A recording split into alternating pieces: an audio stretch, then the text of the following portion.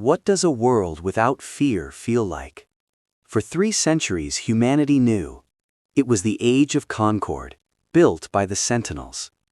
They were more than soldiers, they were guardians of knowledge, arbiters of justice. Their creed was simple: protection through wisdom, unity through service. Their emblem was not a symbol of power, but a promise of safety. This was their golden age, an era built on a single unbreakable foundation of absolute faith. Trust was the law. In the Grand Market of Athol, a small girl once offered a flower to a sentinel on patrol, her hand barely reaching the knee of his polished silver armor. He knelt, the articulated plates whispering, and accepted the gift before giving her a smooth river stone, its surface cool against her palm. This gesture was the bedrock of their reign. The sentinel's authority was not commanded, it was earned, day by day, in 1,000 such quiet moments of connection. Their power was a covenant with the people they swore to protect. Under their watch, cities blossomed and arts flourished. Famine became a word in history books. The borders were quiet, the old enemies of mankind long since vanquished or pacified. But this profound security was a double-edged sword. Generations were born who had never known true conflict or want. Peace became an assumption, not a cherished prize. When a shield is held up for so long, do you forget the existence of the sword? Elder Kalen would later recall that the cautionary tales of the Dark Ages were no longer told to children. They were deemed too frightening for such a gentle, perfect time. This perfect system bred a unique and terrible vulnerability. Their integrity was so absolute, it became unimaginable that it could ever be compromised. We see echoes of this today, when unwavering faith in our own institutions can blind us to the quiet corrosion happening deep within. Such perfect trust becomes a fragile vessel, easily shattered by a single well-placed crack. It was a peace so complete, it was dangerously brittle. Trust was the law. But even the brightest light casts a shadow, a long shadow. And deep within the hallowed sanctums of the Sentinel Order, a different kind of vigilance was beginning to curdle into something else entirely, hidden behind a mask of unwavering loyalty. What happens when a guardian of 3 centuries of peace loses his faith? Alistair Thorne was the Order's brightest star, a scholar and warrior without equal. He was the epitome of the Sentinel ideal. But his relentless curiosity, the very trait that made him exceptional, would become the Order's undoing. Late one night, in the Citadel's deepest vault, Thorne traced the faded script on a forbidden codex. The air was cold, smelling of dust and dried ink, as his fingers brushed against a truth he was never meant to see. He discovered that the cataclysms of the old world were not just averted by the first Sentinels. In some cases, they were meticulously engineered to justify the Order's eternal oversight. The heresy was not a single revelation, but a tapestry of lies woven through generations. He found records of suppressed sciences, of brilliant minds silenced, and of potential paths for humanity deliberately barricaded, all in the name of safety, all in the name of control. Even his closest confidant, the steadfast Ilara Vane, could not sway him from his dark conviction that their sacred duty was a lie, a trust broken. Thorne came to see the Sentinels not as shepherds, but as prison wardens. He believed they were protecting humanity from itself by lobotomizing its ambition and culling its spirit. His disillusionment curdled into a radical new philosophy. The Age of Concord was a lie. It was a beautiful, placid, and stagnant pond when humanity was meant to be a raging river. If a cage is gilded and comfortable, does it cease to be a cage? To Alistair, the answer was a resounding no. He argued that true progress demanded risk, chaos, and the freedom to fail spectacularly. The Sentinel's perfect peace was in his eyes the perfect prison, a betrayal of human potential itself. This very dilemma echoes today, in our debates over the algorithms and institutions that curate our reality for our own protection. We constantly weigh the comfort of a guided existence against the unpredictable, often perilous, nature of absolute freedom. Thorne made his choice. He was no longer a sentinel. he was a liberator. And he began to quietly seek out others who felt the chilling comfort of their chains and longed to break them. How does a poison first enter a healthy body? It begins with a single corrupted cell. Alistair Thorne was that cell. He moved through the Sentinels' halls no longer as a brother, but as a silent predator. He sought out the resentful, the ambitious, the tragically overlooked. In a disused scriptorium beneath the citadel, dust motes danced in a single shaft of moonlight as Thorne spoke to a young quartermaster named Lyra, her face illuminated by the forbidden texts he had opened before her, their pages brittle with age. He whispered of a power the Sentinels had intentionally suppressed, a truth they feared would shatter their concord. His words were a carefully crafted key, unlocking chambers of doubt that already existed in their hearts. He didn't offer open rebellion, he offered quiet enlightenment, a shadow pact. He gathered them in secret, a disparate handful at first, a disillusioned historian, a spy master cast into obscurity, and even a merchant prince who chafed under the Sentinels' rigid economic oversight. They were the foundation of what they would call the unseen. After 3 centuries of enforced peace, how could anyone even recognize the seeds of such a profound betrayal? Their covenant was simple and absolute. Trust was a beautiful cage, and they would dismantle its bars, one by one, from the inside. This new order was sealed not with a grand ceremony, but with a quiet, chilling ritual. Each new member brought a personal token of their old allegiance, a worn sentinel crest, a scholar's medal, and in the darkness of a forgotten cellar, they would methodically grind it to dust beneath their heel. It was a sacrament of severance. This methodical erosion of foundational beliefs is a dark art we still see today, where digital whispers and carefully placed falsehoods can unravel the very fabric of a nation's unity. The unseen were not merely plotting a coup, they were forging a new paradigm, where the only truth was the power you could seize for yourself. Their oath was sealed, their purpose clear. But a covenant of shadows requires a first victim to consecrate its birth. How does a lie become the future? For centuries, the Sentinels relied upon the oracles, seers whose visions guided them, securing the Age of Concord. But their guidance became a vulnerability. In the sanctum of whispers, the oracle Ilara saw a grain fleet burning at sea. Her breath hitched, her eyes wide with a vision fed to her by unseen agents using psychic resonators hidden in the shadows. Alistair Thorne knew the oracles were not gods, they were instruments, and any instrument could be played by a new master. The poison was their word. The unseen's corruption was a masterpiece of subtlety. They didn't implant grand falsehoods. Instead, they twisted probabilities, amplifying minor threats while hiding catastrophic ones in the prophetic static. A trade dispute was magnified into a precursor for war. A loyal garrison was painted with the faintest brush of treason. Each tainting prophecy was a single wrong stitch in the grand tapestry of Sentinel strategy. If the source of truth is tainted, what foundation remains to stand upon?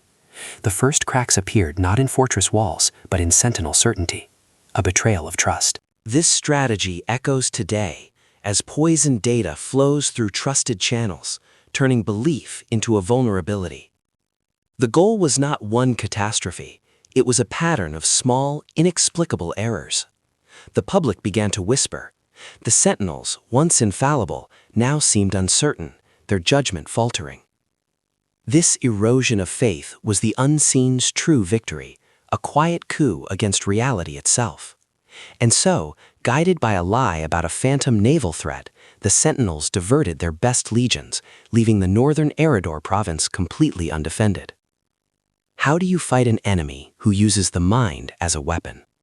With the oracles silenced, a chilling vacuum of certainty settled over the citadel. The future, once a map, was now a fog. Into this fog, Alistair Thorne's unseen released their most insidious plague, the whisper.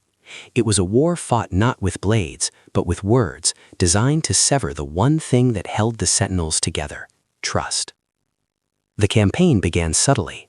In the Citadel's refectory, Commander Ilara saw 2 young knights, once inseparable, sit at opposite tables after a quiet rumor about a botched patrol was traced to one. The whispers were never direct accusations, they were poisoned questions. A comment on a sentinel's unexplained wealth, a murmur about a past failure cast as treachery. The goal is to make a society ungovernable by turning citizens against each other and institutions meant to protect them. By creating a fog of uncertainty, the truth becomes just another opinion, and a fractured people are easily controlled. Within months, the Age of Concord's defenders were turning inward. The hum of the citadel was replaced by a tense, guarded silence. Training exercises grew brittle, with partners hesitating where they once moved as one. The fortress built to protect humanity was a pressure cooker of paranoia, its walls echoing with the ghosts of broken oaths and suspected betrayals. A brotherhood forged over 3 centuries was unraveling thread by single thread. The whispers had fractured their unity, creating the perfect cracks for a more tangible threat to seep through. This psychological war was only phase 1, and in the shadows, something far more direct was preparing to strike at their divided heart. How does an age of trust die in a single shattering moment? The plague of whispers had laid the groundwork. On the night of renewal, the trap was sprung. High Sentinel Kalen stood in the Citadel Plaza before the glowing Heartstone. The air, thick with incense, carried the city's hope, until a silent, unseen force struck the relic. It didn't explode. It fractured into a million glittering shards, its ancient light extinguished with a final, crystalline sigh. The trust was broken. This was Alistair Thorne's masterpiece. Not a battle of swords, but psychological theater. The unseen remained invisible. The whispers they had cultivated bore their venomous fruit. The crowd saw no external attacker. They saw only the sentinel infighting they had been promised. The Guardians, it seemed, had destroyed their own sacred symbol of unity and strength. A lie took hold. After centuries of absolute faith, how could the people trust a protector who had so violently turned upon itself? The chaos was immediate. The Age of Concord died in that plaza, replaced by fear. Without the oracles, the Sentinels were rudderless, fracturing under paranoia and condemnation. This destruction of a symbol is a timeless tactic. To control a people, you need only shatter their faith, a lesson echoed in modern disinformation that targets our institutions. The Sentinels were broken, their legacy dust. And into the vacuum left by their fall, something new and far more terrible was preparing to rise. The sun rose not on a city mourning its protectors, but one terrified of them. The night of shattered glass had done more than kill High Sentinel Kalen. It had murdered trust itself. In the vacuum of his absence, Alistair Thorne's whispers became a public roar. The unseen, once shadows, now stepped into the light as saviors, promising order from the chaos they had engineered. Sentinel became a cursed word. In a rain-slicked alley, Lyra pressed herself against cold brick, her sentinel cloak replaced with beggar's rags. The rhythmic stomp of the new civic guard, Thorne's enforcers, grew closer, their searchlights cutting through the darkness. She was no longer a guardian, she was simply prey, betrayal's harvest. This was the new reality for the few hundred who remained loyal, scattered and hunted, in the very city they had sworn to defend for 3 centuries. The purge was not merely a hunt, it was an absolute erasure. Thorne's agents used the government's own panicked decrees to legitimize their actions. They released doctored records from the corrupted oracles, painting the Sentinels as a secret cabal poised for a coup. Neighbors informed on neighbors, friends betrayed friends. The very people who once cheered the Sentinels now hurled stones and accusations. When the very emblem of your safety becomes the sign of your hunter, where do you run? The answer was nowhere.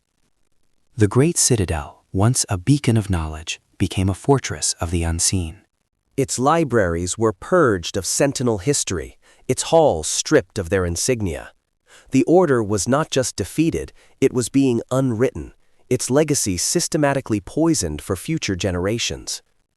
This weaponization of public fear, turning a populace against its own guardians through calculated lies, is a tactic that echoes chillingly in the modern age of digital disinformation.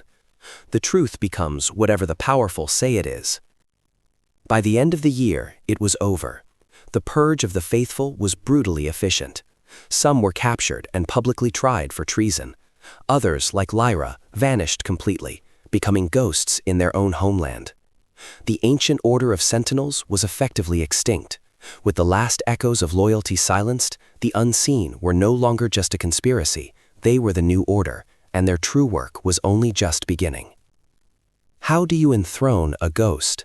The unseen sought no crown, only the power behind it. In a port city, a trade minister received a sealed directive late one night.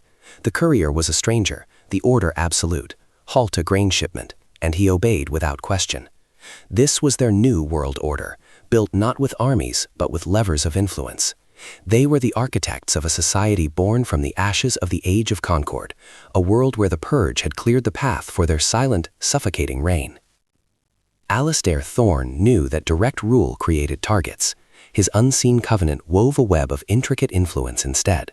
They controlled economies not by owning banks, but by controlling the information that drove them. They directed armies not by giving commands, but by whispering to indebted generals. Trust was dead. After all, why command a king when you can own the man who advises him? This system was a perverse inversion of the Sentinels' creed of open trust. Their order was built on a darker foundation. The Sentinels offered protection, earning loyalty. The unseen offered a different stability, the certainty of consequence. Step out of line and you did not face a trial, you vanished. A rival merchant or a dissenting politician became a whisper, a cautionary tale. The end of High Sentinel Kalen was a lesson seared into the collective memory, a permanent warning. This control, built on manipulated information and fear of the unknown, echoes in the digital shadows of our own time, showing how easily trust is replaced by surveillance. But this suffocating control had an unforeseen consequence, for in the deepest shadows, something else was beginning to stir. How do you rebuild a world on the ashes of its own trust? The unseen did not rule with armies, but with the lingering ghost of betrayal. Trust, once the bedrock of the Age of Concord, became a dangerous liability. A quiet word between neighbors could be a death sentence. A merchant in a quiet port city watches his oldest friend being led away by silent enforcers, his only crime an incautious remark made over wine the night before. This was the new order, a peace maintained not by shared values, but by shared suspicion. Every shadow held a potential observer, every silence a judgment. The unseen's greatest weapon was the echo of the night of shattered glass, a constant, chilling reminder that anyone could be a traitor. To secure their power, Alistair Thorne's followers needed to methodically erase the past. History became a canvas for their lives. The Sentinels were recast not as guardians, but as corrupt, power-hungry tyrants whose hubris nearly destroyed civilization. Schoolchildren learned that High Sentinel Kalen was an arrogant despot, his death a necessary sacrifice for the people's freedom. The archives were purged, their heroic deeds replaced with tales of oppression. The statues were toppled, an echo of betrayal. This systematic dismantling of 3 centuries of honor left a void, which the unseen filled with a narrative of fear. But can a truth held in the hearts of generations ever be truly erased from the world? This deliberate manipulation of history, this weaponization of truth, is a chillingly familiar tactic we see even today, where established facts are challenged to serve power. For the unseen, it was a stunning success. The population, fed a diet of fear and falsehood, accepted the new reality. Yet, the poison that brought them to power did not simply vanish once they were enthroned in shadows, it seeped into their own foundations. The same ambition that drove Thorne, the same paranoia that fueled their clandestine rise, now festered within their own hidden councils. They had built a system predicated on mistrust, and now they were its chief practitioners. They watched each other from the very shadows they commanded, every ally a potential rival, every shared secret a future weapon. The architects of betrayal now found themselves trapped in the architecture they had built. They had silenced the world's guardians, only to discover that the most dangerous enemies were now sitting right beside them, their smiles thin, their knives hidden, waiting for their own moment to strike.